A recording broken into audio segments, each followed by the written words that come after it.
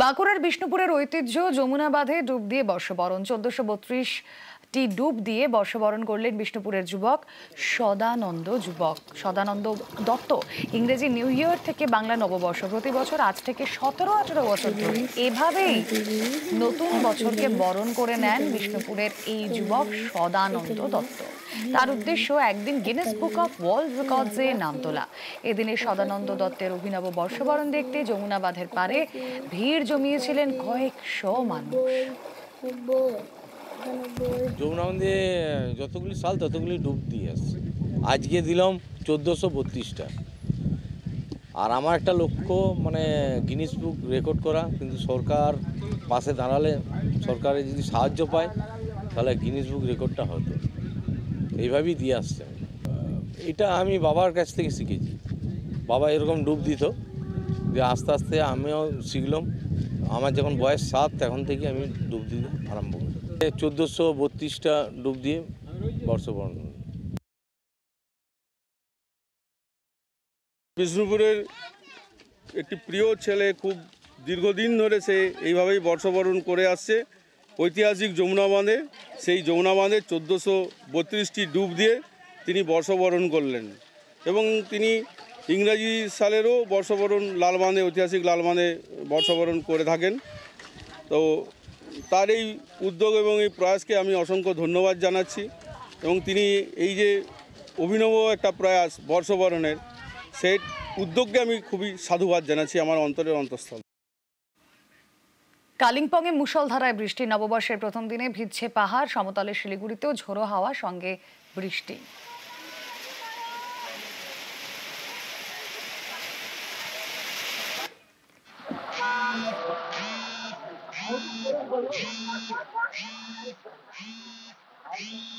পয়লা বৈশাখে আখ খাওয়ার প্রতিযোগিতা। হাবড়ায় আখ খাওয়ার প্রতিযোগিতার আয়োজন। কোল্ড ড্রিঙ্কস শরীরের জন্য ক্ষতিকর। নতুন বছরে এই বার্তা দিতেই আখ খাওয়ার প্রতিযোগিতার আয়োজন। খুবই ভালো লাগলো। আমি এখান দিয়ে যাচ্ছিলাম, দেখলাম যে এরা টেবিল পেতে নিয়ে 2-5 জন 10 জন নিয়ে আখের প্রতিযোগিতা হচ্ছে। খুব ভালো লাগলো। তার পাশে আবার দাঁড়ানোর পরে নিজেও প্রতিযোগিতায় আবার অংশগ্রহণ করলাম। হ্যাঁ, খুবই ভালো লাগলো। এটা আখটা তো সম্পূর্ণ যার বলে চাষি, হ্যাঁ, নির্ভেজাল আর পুরো চাষির থেকে একভাবে তৈরি। সেই হিসেব করে আখের উপরে কোনো জিনিস নেই।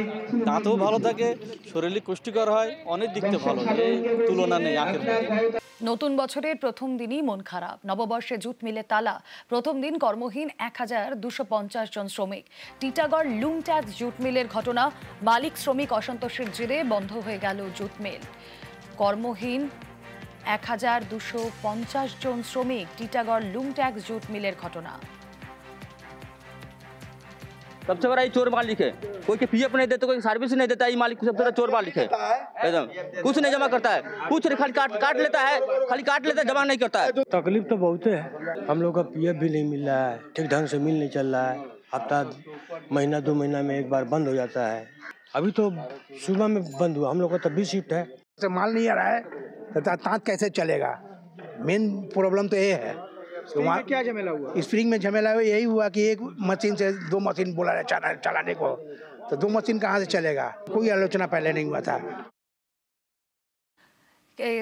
নতুন বছরের প্রথম দিন এভাবে কর্মহীন হয়ে পড়ায় স্বাভাবিকভাবেই চাঞ্চল্য ছড়িয়েছে এই মুহূর্তে টিটাগড় লুংট্যাক্স জুট মিলে। শ্রমিক মালিক অসন্তোষের জেরি ঘটনা। কথা বলে আরো বিস্তারিত জানার চেষ্টা করি। অরুণ প্রতিনিধি রয়েছেন আমাদের সঙ্গে। অরুণ, ঠিক কি কারণে বন্ধ হয়ে গেল জুট মিল? দেখো, শ্রমিকরা বেশ কিছুদিন ধরে একটা মিলের মধ্যে মালিক শ্রমিক অসন্তোষ ছিল। মালিক পক্ষের দাবি ছিল আগে একটা মেশিন চালাতো শ্রমিকরা, এখন তাদের 2টো করে মেশিন চালাতে হবে। সেটা তাদের পক্ষে মেনে নেওয়া সম্ভব নয়। এরপর আজকে তারপরে শ্রমিকরা প্রথম সকালবেলা আজকে বছরের প্রথম দিন যখন তারা কাজে ঢুকতে যায়, তখনই তাকে নোটিশ লাগিয়ে দেওয়া হয়েছে যে ডবল মেশিনে কাজ করতে হবে। এরপর শ্রমিকরা বেরিয়ে আসে এবং একে একে সমস্ত ডিপার্টমেন্টের শ্রমিকরা কিন্তু বাইরে বেরিয়ে আসে। তাদের দাবি, তাদের কি করে সম্ভব একজন ব্যক্তি কি করে 2টো মেশিন চালাবে, এই নিয়ে কিন্তু অসন্তোষ সমস্ত শ্রমিকরা বাইরে বেরিয়ে এলে মালিক তাদের নোটিশ লাগিয়ে দেয় এবং যতক্ষণ তাদের মধ্যে 1250 জন শ্রমিক এখানে কাজ করে, তাদের একটাই দাবি, তাদের কমাতে হবে এবং তাদের অবিলম্বে মিলটা আবার তুলতে হবে। এই নিয়ে কিন্তু মালিক অসন্তোষ চলছে। বেশ, বহুদিন ধরেই আমাদের যে মিল চলছে সেটা আউট অফ যে হ্যান্ডস আছে ম্যান মেশিন রেশিও তার বাইরে চলছে। তো আমরা আজ দুদিন মানে গত শুক্রবার দিন আমরা ডিপার্টমেন্টে গিয়ে একটা ওয়ার্কারকে বলা হলো যে যারা শেকিং ওয়ার্ক আছে সে শেকিং ওয়ার্ক ফ্রেম আপনার পেয়ার ফ্রেমে চলবে, যেটা ইন্ডাস্ট্রি ওয়াইড নিয়ম আছে। তারা কোনো প্রতিবাদ জানায়নি, চুপচাপ করে ফ্রেমটা বন্ধ করে দিয়ে চলে গেল। হ্যাঁ, পুরোই বন্ধ আছে, ব্যাচিং টু ফিনিশিং পুরোই বন্ধ আছে। 4 বছর আগে ডবল মেশিন চালাতো ওরা, তারপরে কিছু টেকনিক্যাল কিছু ফল্ট ছিল, সেই জন্য মালিকরাই বলে দিয়েছিল কি সিঙ্গেল চালানোর জন্য। এবার মালিক চাইছে কি ডবল চালাতে জন্য।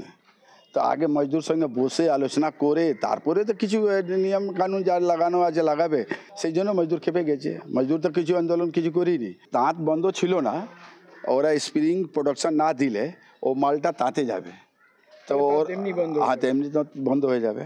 আর বাকি কোনো ঝামেলা ছিল না, ওইটাই ঝামেলা। এবার যে খবর আপনাদের দেব, নিউ দীঘায় নার্সিংহোমে উত্তেজনা, চিকিৎসার গাফিলতি আর প্রসূতি মৃত্যুর অভিযোগ। পরিবারকে না জানিয়েই কাঁথের নার্সিংহোমে স্থানান্তর। গতকাল রাতে কাঁথের নার্সিংহোমে মৃত্যু মহিলার, আজ নিউ দীঘার নার্সিংহোম ঘেরাও করে বিক্ষোভ। পরিবারের বিক্ষোভ সামলাতে নার্সিংহোমে পুলিশ। কথা বলবো, পঙ্কজ দাশরথী প্রতিনিধি রয়েছেন আমাদের সঙ্গে। পরিবার অভিযোগ করছে পঙ্কজ চিকিৎসায় গাফিলতি ছিল, কিন্তু কি কারণে মৃত্যু, হাসপাতাল কর্তৃপক্ষের কি বক্তব্য?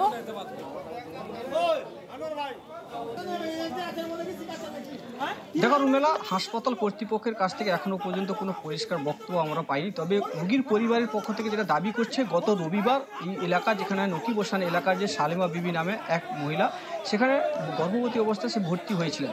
গত রবিবার সেখানে চিকিৎসার অবনতি হয়, এই নিউ দীঘা নার্সিংহোম নামে এই নার্সিংহোমে ভর্তি ছিলেন। সেখানে চিকিৎসার অবনতি হয়, সেইখানে চিকিৎসার যে ডাক্তার রয়েছে সেই ডাক্তার তাকে পরিবারদের না জানিয়ে কাঁথি স্থানান্তর করেছিলেন, সেইখানে কিন্তু তার মৃত্যু হয়। তবে পরিবারদের দাবি যে সিজার করেছিলেন তাকে দ্বিতীয়বার দুবার সিজার করেছে, তার জন্য এই মৃত্যু হয়েছে। তবে রুগী মৃত্যু হলে কী হবে, প্রসূতির মৃত্যু হলে কী হবে, তবে শিশু কন্যা কিন্তু জীবিত রয়েছে এখন পর্যন্ত।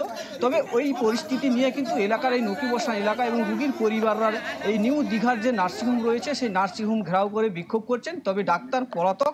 তবে নার্সিংহোমের মালিকের কাছ থেকে কোনো এখন পর্যন্ত বক্তব্য পাওয়া যায়নি। তবে প্রশাসনের পক্ষ থেকে যেটা জানাচ্ছেন যে এখানে বিক্ষোভ হচ্ছে, তবে কিছুটা সময় বিক্ষোভ হলেও এখন কিন্তু পরিস্থিতি নিয়ন্ত্রণ রয়েছে। তবে রুগীর পরিবারের পক্ষ থেকে দীঘায় কিন্তু অভিযোগ জানাচ্ছেন, এমনটাই জানিয়েছেন।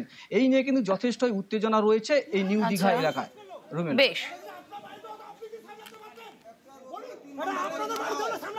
10টা পরে যখন 10টা 10-এ যখন ঢুকায় বাচ্চাটাকে, তখন বের করে 12টা 15-তে, বাচ্চাটাকে 12টা 15-তে, রুগীকে বের করেছে 1টা 45-এ। বের করানোর পরে রুগী এসে কথাবার্তাও বলেছে ভালো, নার্স এলো তাড়াতাড়ি, পেট থেকে চিট তুলেছে, ভিডিও লাগিয়েছে। লাগানোর পরে 10 মিনিটের পরে বলছে তোমার রুগী এখানে সিরিয়াস আছে, তুমি রুগীকে অন্য জায়গায় নিয়ে যাও। তখন ডাক্তার অ্যাম্বুলেন্স ডেকে এখান থেকে পাঠিয়ে দিয়েছে কোথায়, ওই সাই বাবা হসপিটাল, সাই বাবা নার্সিংহোম কাঁথিতে, দারুয়া রাস্তায়। তারপরে ব্যালাট লাগিয়েছে, রুগী মারা গেছে। এ ডাক্তার সেখান থেকে লুকিয়ে পালিয়ে এসছে। শাস্তি চাইছি, এ ডাক্তারের শাস্তি চাইছি, যেমন ও করেছে তাকেও আমরা এইভাবে করবো, এর লাইফ টাইম করবো।